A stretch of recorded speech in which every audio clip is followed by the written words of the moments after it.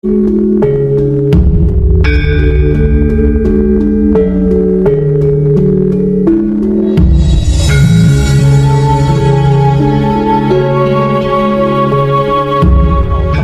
lahir sebagai manusia hidup di dunia ini, maka kehidupanmu tertandai oleh pijakan kakimu pada tanah, ditemani rumput hijau yang terkadang tidak berarti bagimu.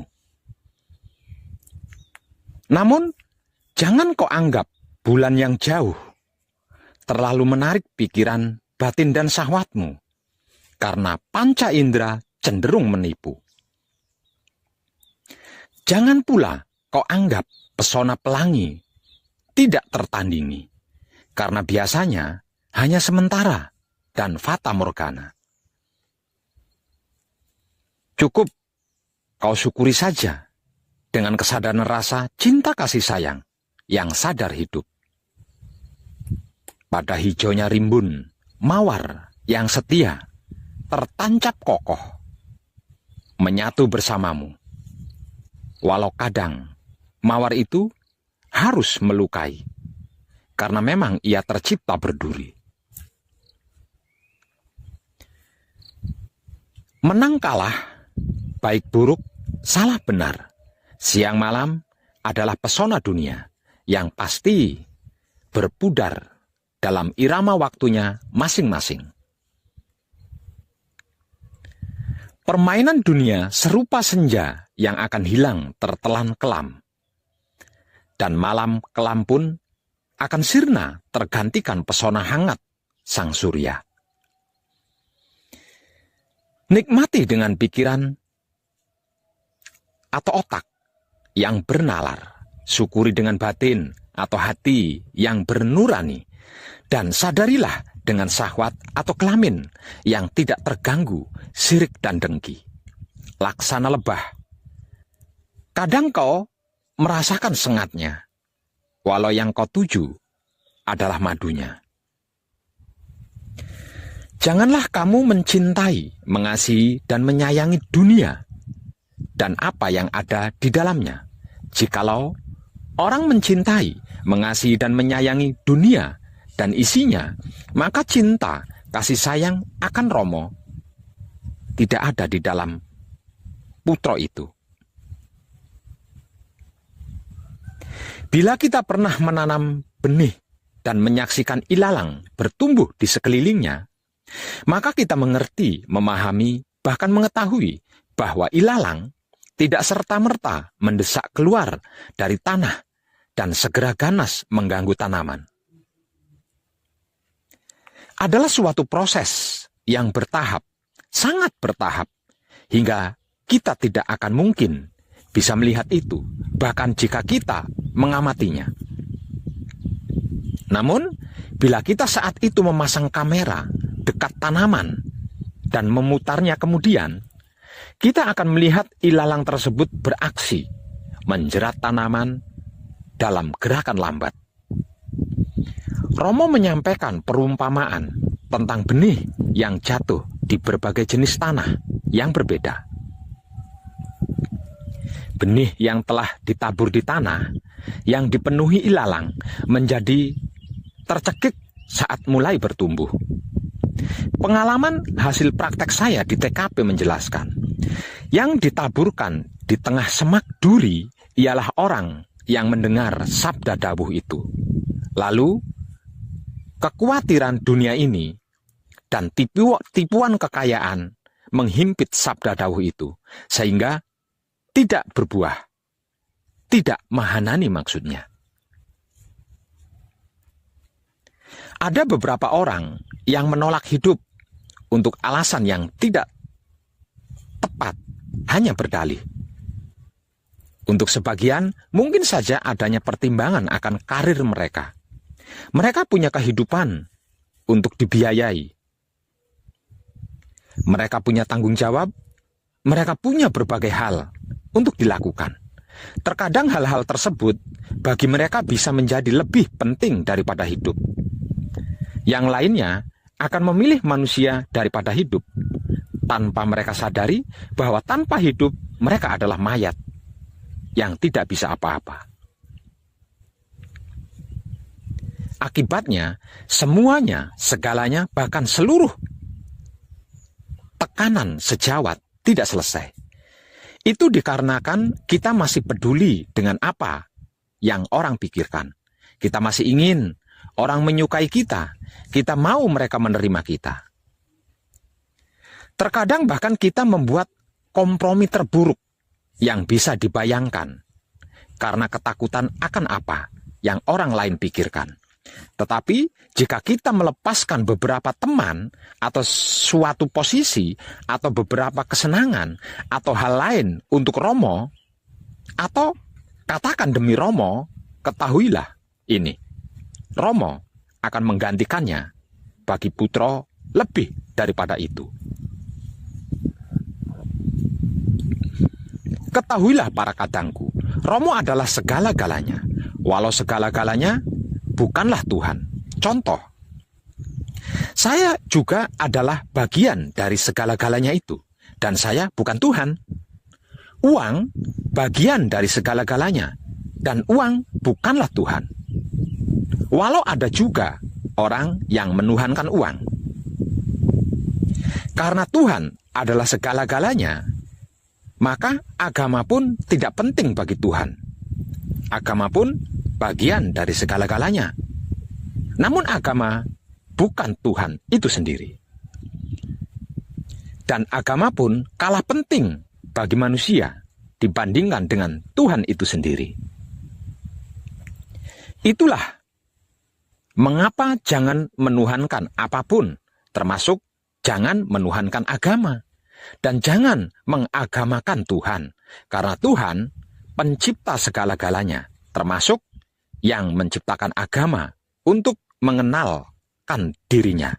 Dan bagaimana manusia dan segenap makhluk semestinya bersikap terhadapnya. Bukankah begitu? Bahwa agama tidak lebih penting dari Tuhan, itu benar. Tetapi menafikan agama juga merupakan perilaku yang perlu direnungkan kembali dengan kesadaran rasa cinta kasih sayang hidup. Sepeda motor, mobil, dan pesawat tidak lebih penting dari Tuhan. Itu juga benar. Namun tidak berarti manusia tidak memerlukan sama sekali kendaraan tersebut. Demikianlah dalam menentukan pilihan kendaraan, demikianlah dalam menentukan pilihan kendaraan tersebut haruslah realistis, sesuai dengan kemampuan, keadaan, dan tujuannya.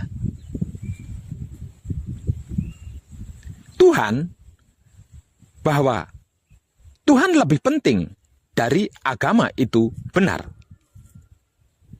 Namun, jangan sampai kita keliru menyembah Tuhan yang seharusnya. Misalnya, ada sebagian manusia menuhankan uang, menuhankan jabatan, menuhankan sesama manusia, menuhankan kelamin. Menuhankan kelamin? Emang ada? Ada. Lah itu, yang merasa tidak bisa hidup tanpa si tampan atau si cantik yang amat sangat dicintai, coba kalau tidak punya kelamin, maukah mencintai? Apa itu tidak sama halnya menuhankan kelamin? Bahkan ada yang menuhankan kebebasan hidup itu sendiri. Dengan mengakui dan menuhankan Tuhan yang tepat, maka kita akan takut berbuat dosa atau berbuat keburukan yang dapat merugikan diri sendiri dan merugikan orang lain, atau tidak merugikan sesama manusia atau makhluk, tetapi melanggar aturan hukum alamnya. Karena begitu beragamnya tingkat pengetahuan, kecerdasan, dan pengalaman hidup manusia, maka ada sebagian orang yang masih tidak mengakui akan adanya Tuhan. Ia tidak beragama dan tidak menyembah Tuhan yang manapun. Yang ia tahu bahwa hidup hanyalah makan, seks, dan mengikuti semua ego pamrih arogannya. Entah itu hiburan, perjalanan wisata, atau hura-hura semata. Setiap orang punya persepsi yang tidak sama atas Tuhan. yang ia percaya dan diyakininya. Ada yang mengatakan Tuhan itu esa, ada yang bilang Tuhan itu tiga, dan ada yang mengatakan Tuhan itu tidak beranak dan tidak diperanakan. Namun juga ada yang bilang bahwa Tuhan itu punya bapak dan punya anak. Ada pula Tuhan itu terlahir oleh manusia, sekalipun tanpa bapak. Semua itu fakta, dan setiap manusia bebas memilih dan meyakininya. Untuk menentukan pilihan yang paling baik dan paling tepat itulah, maka manusia membutuhkan tuntunan tertulis yang dapat dibandingkan satu dengan lainnya. Orang yang sportif dan kesatria selalu siap untuk suatu pertandingan guna menemukan pilihan terbaiknya. Pertanyaannya, apakah ada Tuhan yang salah, yang tidak tepat? Maka jawabannya, tidak ada Tuhan yang salah dan tidak tepat. Yang salah dan tidak tepat itu adalah persepsi manusia atas Tuhan yang telah dipilihnya. Sebagaimana hubungan manusia dengan uang, tidak ada uang yang salah. Namun yang salah adalah perilaku manusia atas uang tersebut. Uang adalah benda mati yang netral, bisa menjadi salah dan tidak tepat karena manusia menghalalkan segala cara untuk mendapatkannya. Seperti perilaku mencuri, korupsi, bahkan saling menipu dan saling membunuh untuk mendapatkannya, serta serakah tanpa mau berbagi kepada yang lemah dan membutuhkannya. Tuhan Maha Segalanya, maka Ia tidak pernah miskin karena banyak memberi hal terbaik bagi hambanya. Bagaimana cara menyikapi Tuhan dengan baik dan tepat itulah, maka manusia membutuhkan tuntunan yang disebut agama melalui kitab sucinya. Bukankah begitu? Agama. Orang sekuler selalu memisahkan makna kata Tuhan dengan agama. Bahkan Tuhan bukan agama, dan agama bukan Tuhan. Itu benar. Tetapi tidak berarti untuk mengenal Tuhan tanpa tuntunan sama sekali. Karena tidak ada satupun manusia dapat mengenal Tuhan secara langsung berhadapan dengan Tuhan. Bahkan para nabi mengenal Tuhan pun melalui makhluk bernama malaikat. Sebab bagaimana mungkin bisa mengerti, memahami, dan mengetahui kalau itu Tuhan, kalau tidak ada tuntunannya? Setiap tuntunan yang mengenalkan Tuhan adalah kepercayaan atau keyakinan agama. Namun, tidak semua tuntunan yang mengenalkan Tuhan itu berasal dari Tuhan, melainkan ada beberapa yang berasal dari rekayasa manusia. Itulah pentingnya memilih kepercayaan atau keyakinan agama dan kitab suci, bukan kitab palsu atau kitab abal-abal sebelum memilih Tuhan yang bakal dipuja dan dipujinya.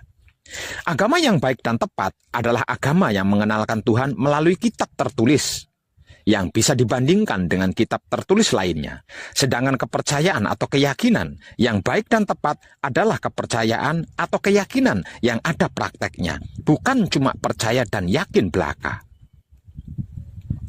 Memahami kitab tertulis yang sama saja kadang beda persepsi, apalagi memahami antar kitab tertulis.